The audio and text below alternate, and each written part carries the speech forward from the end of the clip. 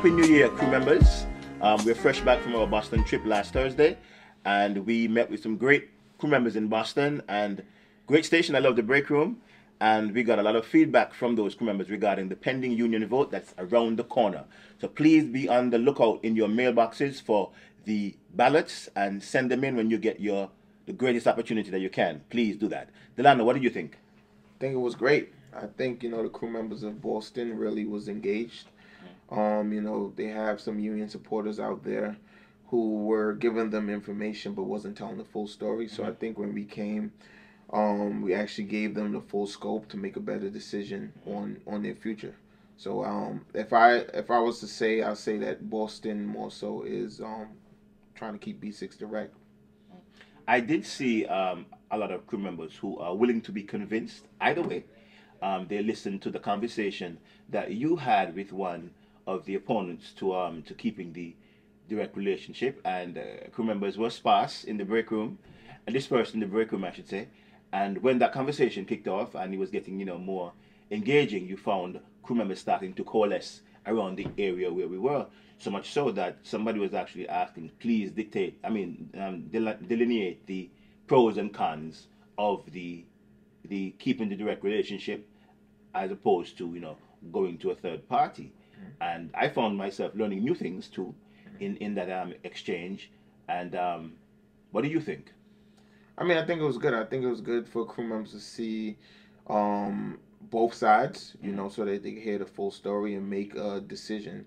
Like I said, I think JetBlue offers, the most flexibility, the highest earning as far as being able to pick up shifts how you want, as much as you want, trade off.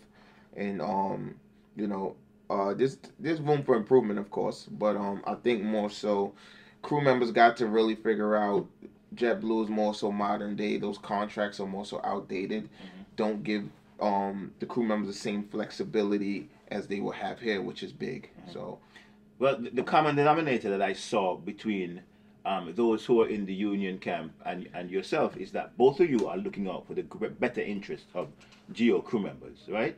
So, if that's the case, is there any way where we can maintain the direct relationship, and is there a compromise that we can make where crew members who are pro-union can feel that when we maintain that direct relationship, that whatever they were thinking the union could provide is also covered by that? And can you now make that compromise, whereas the VC possibly could step into that role where crew members thought that they needed the union, and how strong and effective could that be? So I think more so now than ever, being that we're out and we're actually talking more to the crew and being way more engaged than before, I think crew members are actually learning in full detail what the VC is all about. Okay. And they're actually navigating towards the VC more.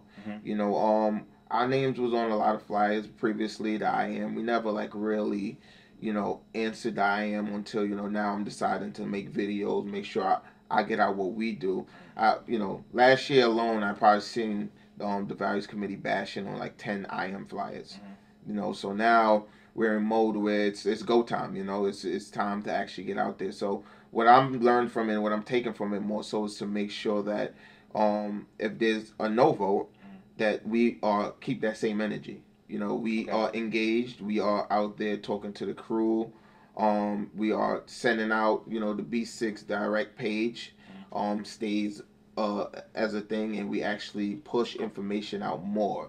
Okay. That's what, like I said on previous videos, that's the thing that we lack the most. You said just now that it's been since last year you saw the VC being mentioned negatively on IAM flyers. Yeah. There is a camp and there is a group of crew members, or several crew members, who feel that these videos are only for negative union bashing, etc., etc., etc.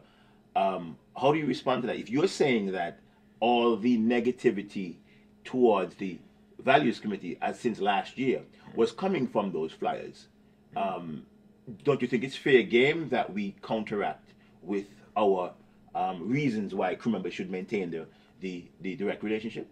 So first and foremost, I'm gonna say that it's not negativity. We just giving the facts. Okay. Because like I said, everything I said about the IM, I have backed up and I have shown proof. Okay. So if you're gonna say the facts is negativity, then your mind is just already made up in the direction that you want to go. But I think we just are providing in full details what exactly crew members are looking for.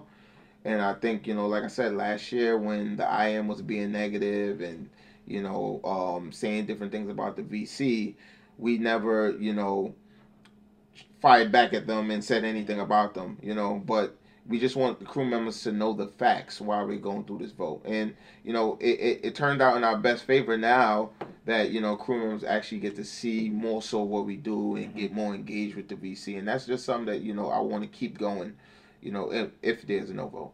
So this is not necessarily benefiting the strategy of the IAM to use the emotionally charged situations in the past to get crew members animated towards a yes vote. But when we are combating them with the actual facts that coming from their own contracts, they seem to be backing down because, as I said, they have not yet responded to the previous flyer when they call you a liar, and responded with the information directly from their contracts with American that they have no leg to stand on anymore. Exactly. I think, I think all they could do now is send out false information, and I just urge the crew members to definitely make sure you do your due diligence and, read exactly into what they're saying. Okay.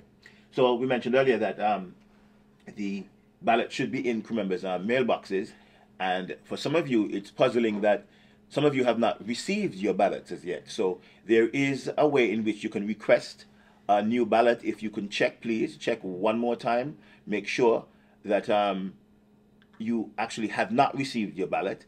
But in the event that you do not, you can reach out to your leadership. Where is it in Boston? Because I know at JFK it would be to the manager's office. You would go there and request a ballot request form, and you'll have a pre-addressed stamped envelope and a form that you need to fill out and sign, and then mail it off, and you will get your ballot mailed to you. We don't have a great window to work with because remember, the vote is coming up. The counting of the ballots will be coming up on February the 1st, but we have to get the ballots in the mail at least by the 20th or the 20th of January.